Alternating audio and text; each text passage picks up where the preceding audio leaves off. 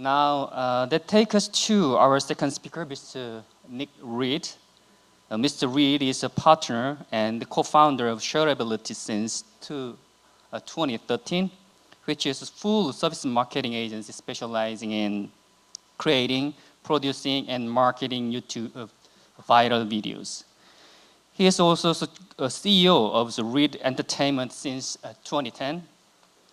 He once worked with Steven Spielberg, Francis Ford Coppola, and engaged in such movies as My Big Fat Greek Wedding, Austin Powers, Training Day, and so on. Most notably, his film won the 2014 Academy Award for a documentary titled The Lady in Number 6. Music Saved My Life. Today, he will be speaking to us on Embrace Transmedia or Die.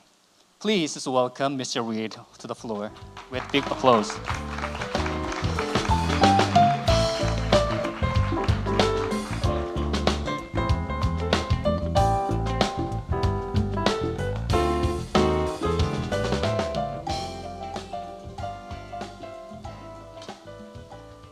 It's very lovely to be here. I am very, very nervous. In America, when I speak, people tell me they have no idea what I'm saying. So if the translator does a good job, she's making it up herself, I think. May I ask, with a show of hands, how many people in the audience are creators? If you're a creator, could you put your hand up for me? Okay, and does that mean everyone else are executives? Homeless? Okay. So I'm not going to read the next slide. The next slide is a definition of transmedia, which I don't understand. So if I say it, the translator will have no chance. Oh, we have a problem, Houston. That is not the next slide. Can we go back to the beginning, please? What? Okay, fantastic. I just gave my whole presentation away. It's gone now. All right, so read this. This is the definition, maybe the definition. Here we go. Definition of transmedia.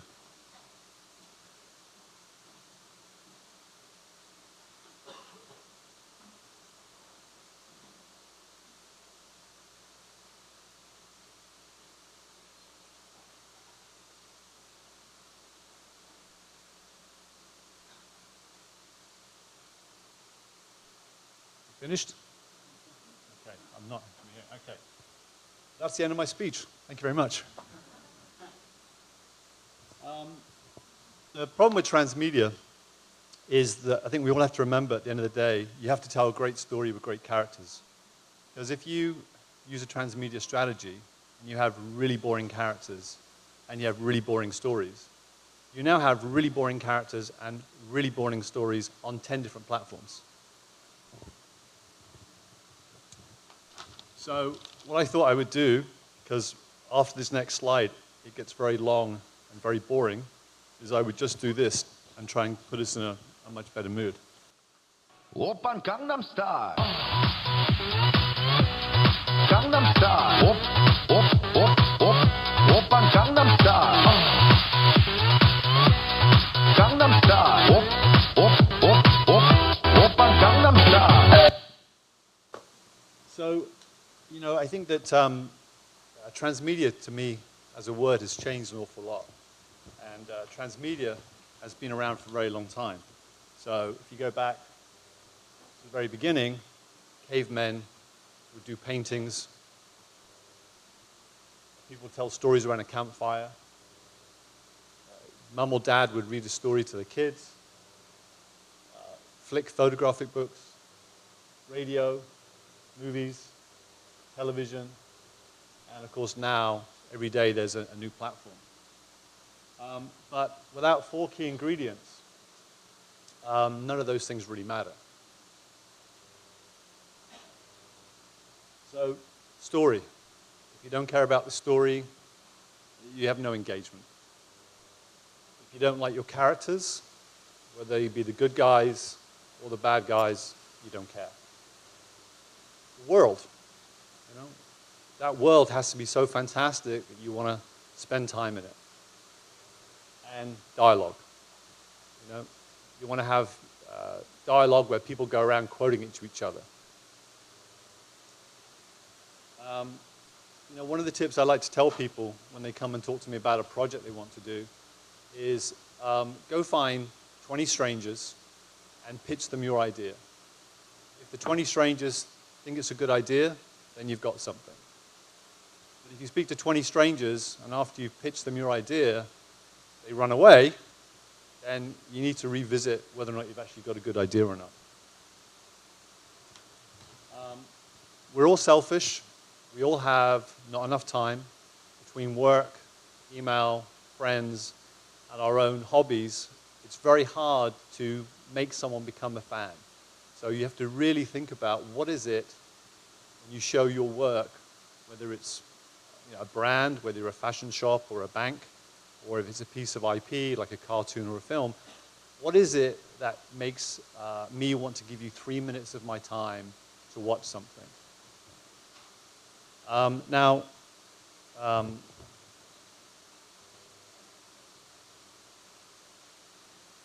Okay, missing a slide. So what I want to do now, just for fun, is the thing about transmedia is, as we heard earlier, you know, things that become big brands around the world can start very small. So I'm going to put up a number of things on the screen. I'm going to see if any of you know where it actually originally came from.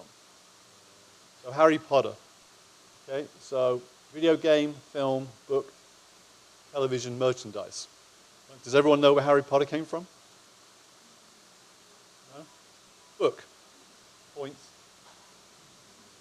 Superman. CB. Right, comic.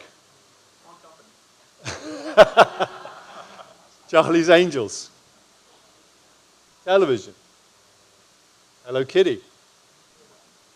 Merchandise, and I will buy a drink for anyone who can tell me what was the first piece of merchandise that Hello Kitty had. Wait, I heard it. Someone said it. It was a coin purse, right? So a coin purse started $1 billion business. Star Wars, film. Resident Evil, game. 3 drinks somewhere in the middle. Transformers. Toys, merchandise. Oh no! Oh. Sorry, I got carried away. So what that shows you is that great brands can come from anywhere, right? Which I think is exciting. You don't have to have a $200 million movie.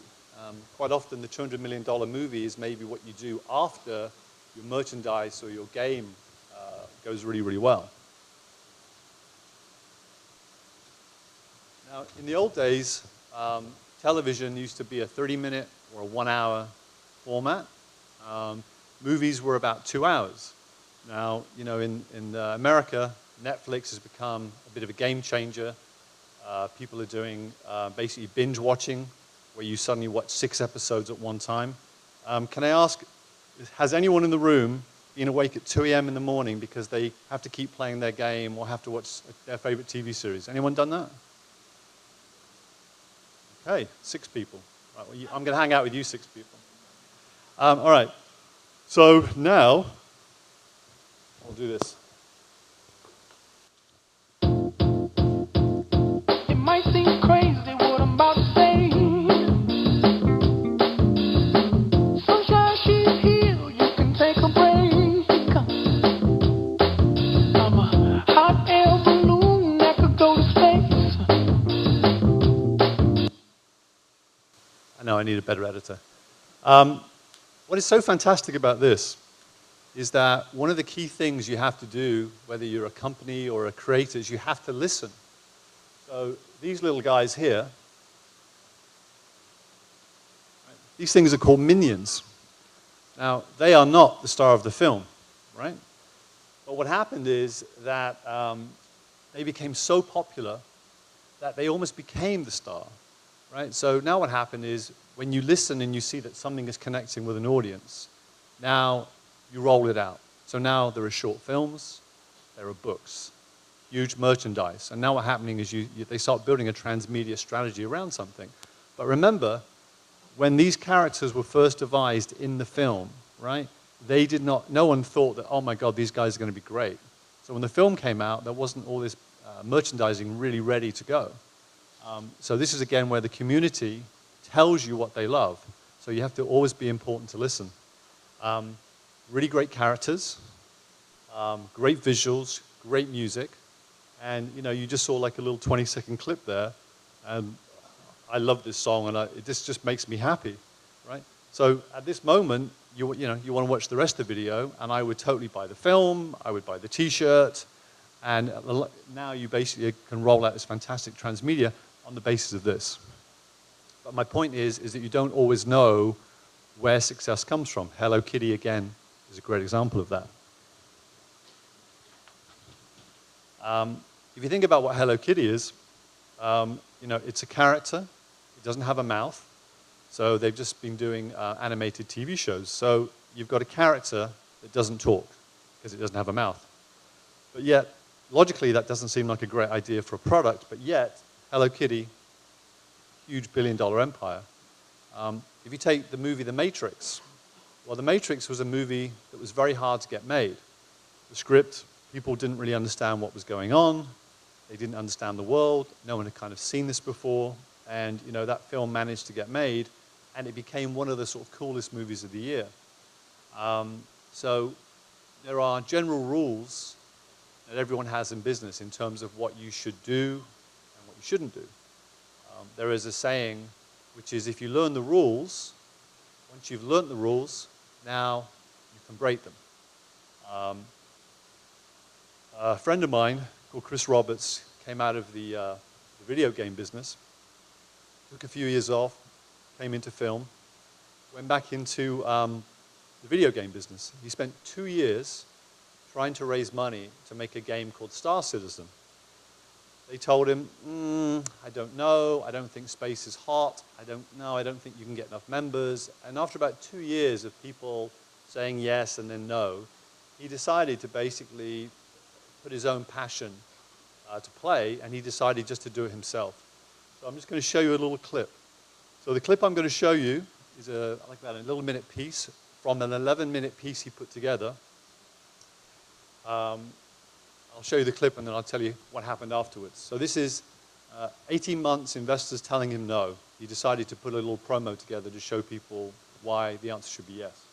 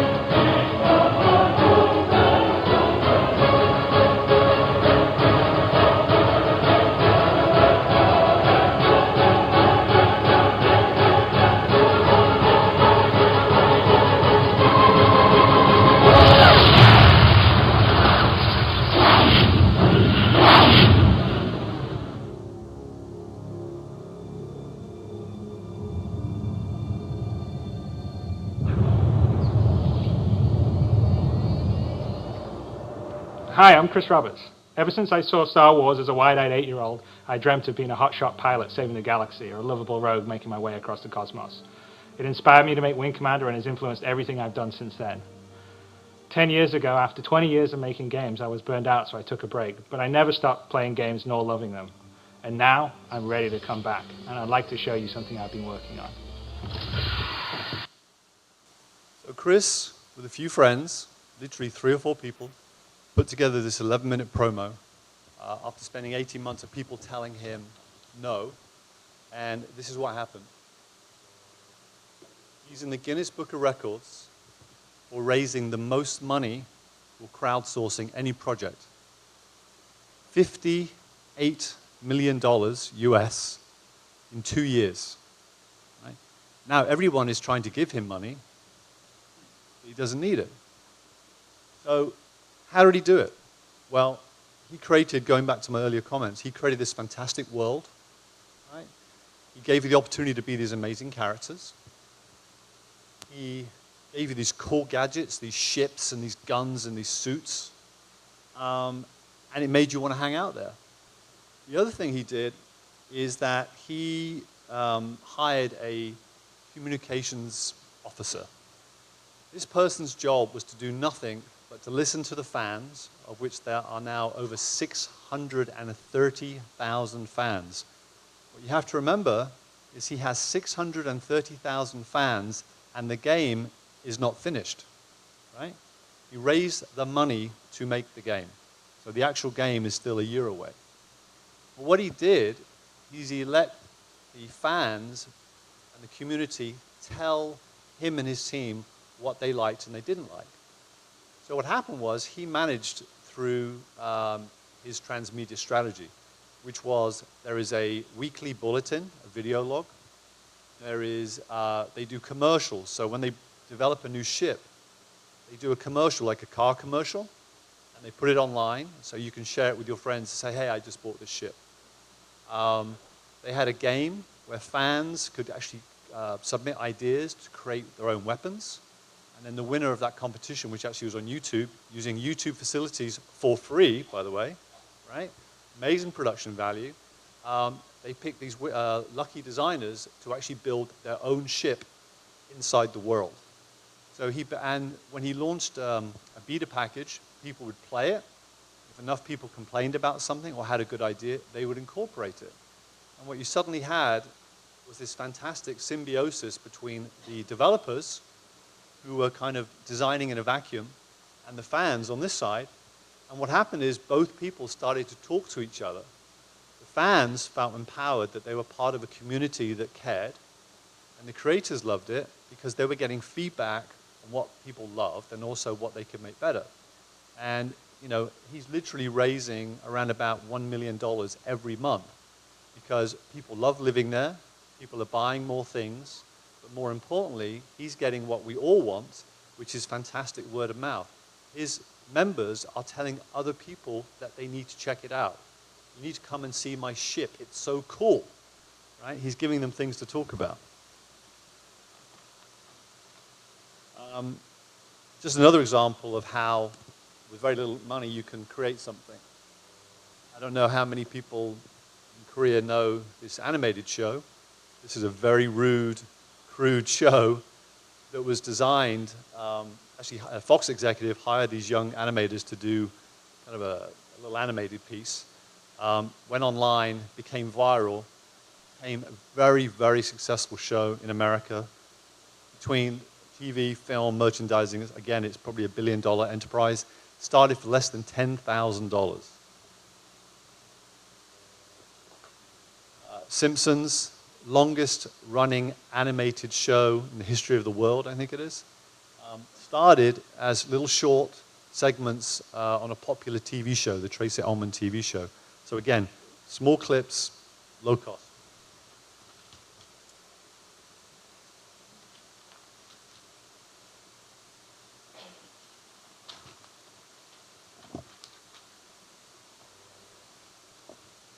Books. Books are fantastic, right? And if you're a creator, the reason books are fantastic is because this is how much it costs to make one.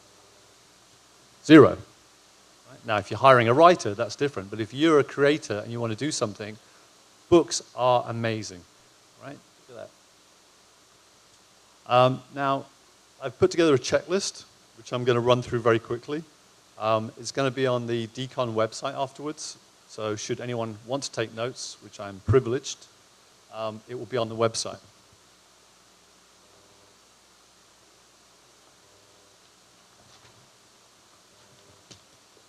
So going back to my earlier comment with a great idea, we always think that, you know, what we have is fantastic. The easiest way to check it is you don't need to go to an expert and say, hey, will you buy my idea? Just go find 30 strangers. If it's in a certain genre, go find 30 strangers who are a fan of the genre. Pitch your idea. If they walk away from you, you have two issues. One is your presentation is rubbish, and you can do it again. That's what I hope it is.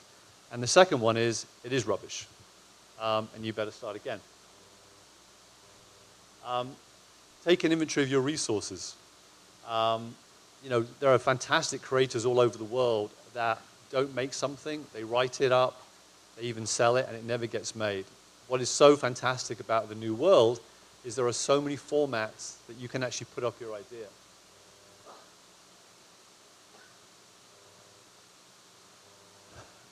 You can put your idea online, you can release it in chapters, you can make a video blog, a promo, you can do audio stories. There are just so many ways to see if there's an audience who has interest in your idea, and it doesn't have to cost a lot of money.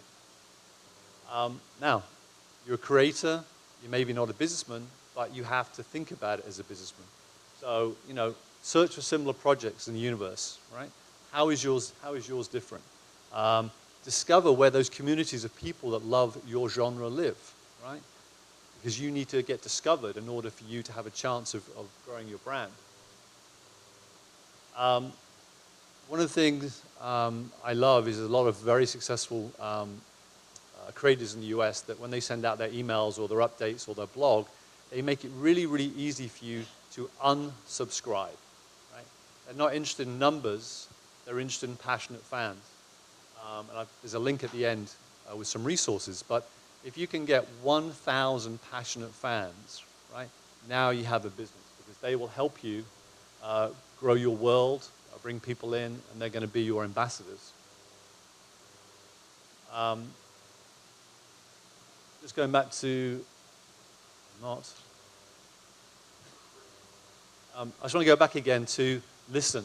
You know, you might pitch someone an idea, and the Minions, right, from Despicable Me, they became a huge hit.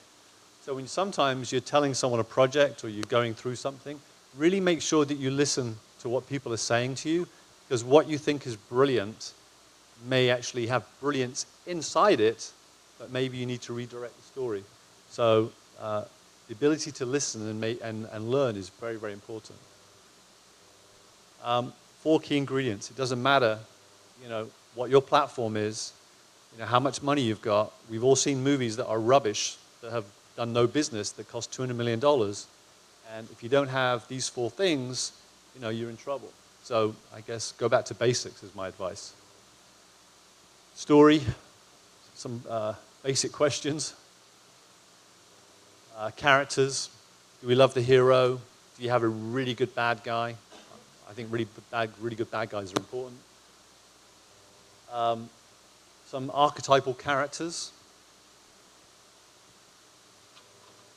The world, you know, when you've got your little bit of spare time, do you want to hang out in that world? Is it cool? Is it exciting?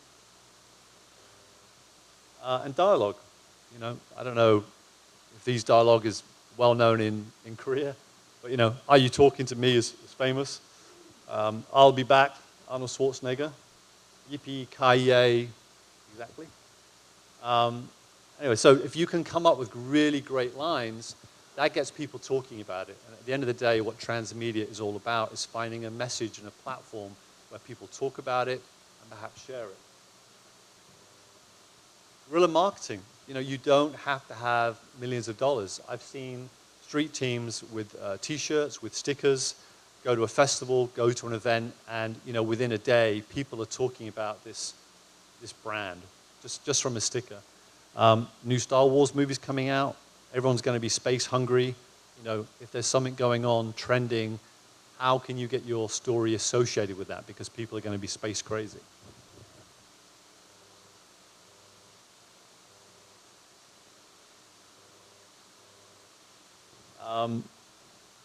Facebook, Instagram. So I've got a space story. I'm the Captain Nick. You know, I have a Facebook page. I'm telling you about what I'm doing with my day. I might post Instagram pictures of where I live. I might post pictures of stars because I'm taking pictures from outside my window at my space station. I might take vines of me eating cereal that's floating around. Maybe I've got a website or a YouTube channel. I'm posting aliens fighting in space. I might have a daily audio blog, like a captain's log, where I tell you what happened today, and there was a fight, there was a war, people were injured. And maybe it's messages home to my family. I miss you, I'm back in 3 months' time, the war is going well. These are not expensive things to do, and it gives me different avenues to hook different people to maybe have them come to my home website to build my audience.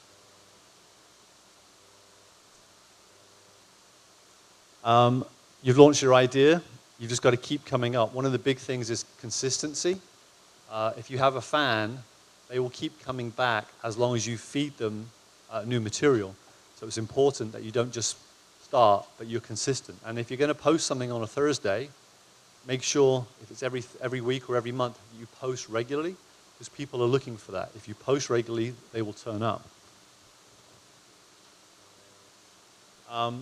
Like I said again, at the end of the day, you have to have your key ingredients: your story, your characters, your world, and your dialogue. And remember, no matter how crazy your idea, you know, if you believe in it and you have a passion, then you just have to go for it. This is just a list of resources that will be on the website you can check out, which I think are all really good, will give you great ideas.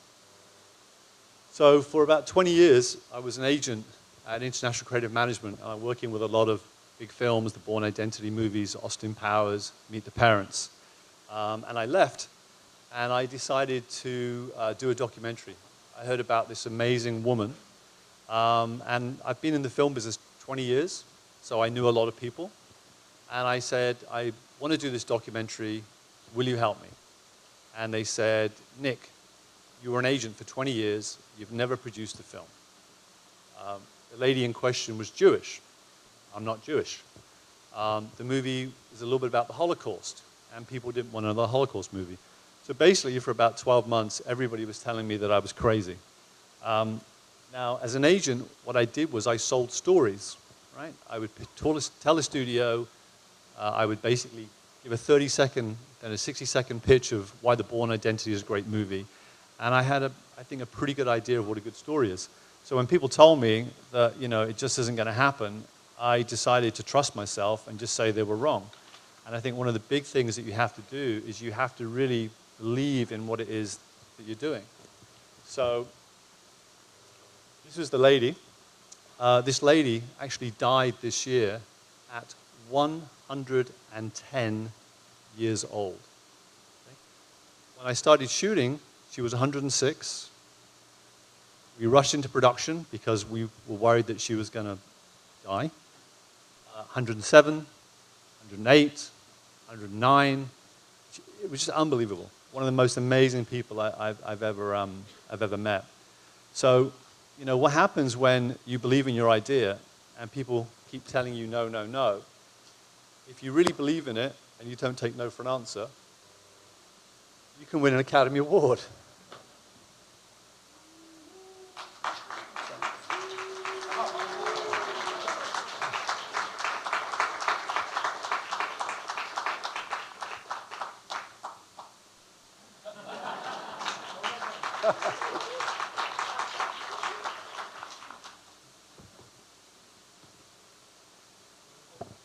Would you?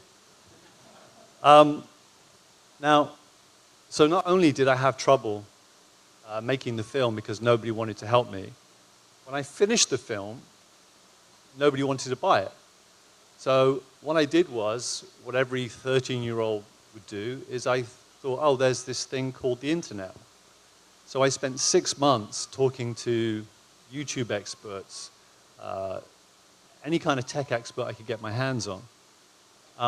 So what I did is I took my documentary, which is 40 minutes long, and I cut a trailer, which was 2 minutes 30, but then I cut an 11-minute piece of my film.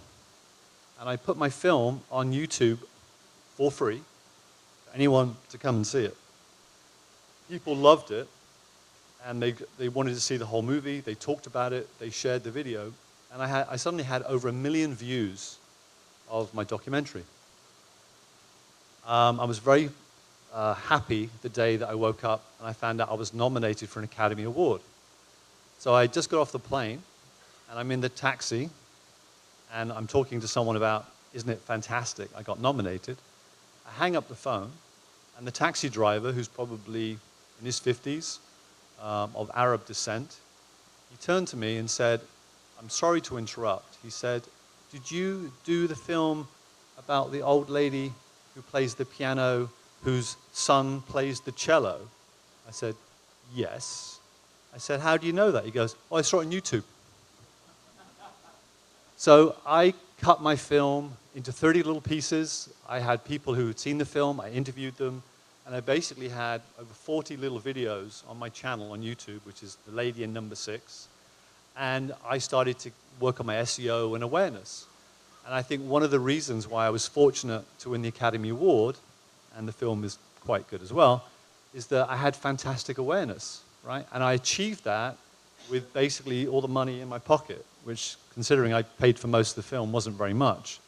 So I am living proof that you can actually achieve amazing things with very little. Now, this room is very lovely. Let me show you how I felt when I won the Academy Award. So this is what I was looking at. You see Jennifer Lawrence? Can you see Sandra Bullock blowing me a kiss? No, it's there. The main thing, I think, is that you will have to understand is that so many amazing things have happened because people didn't know better and because they had a passion. And there are many, many stories of people saying no only to be very, very successful. So take that crazy idea that you have in your head, and as Walt Disney said, if you dream it, you can do it. Thank you.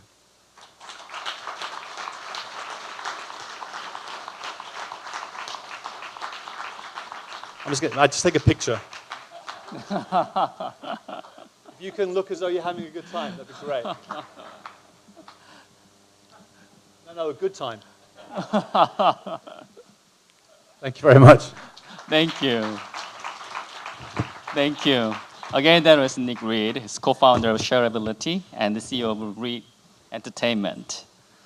Well, I think he put all his efforts to explain what to do to be a successful transmedia storyteller with lovely images and breathtaking footages, and finally with his speechless Oscar trophy.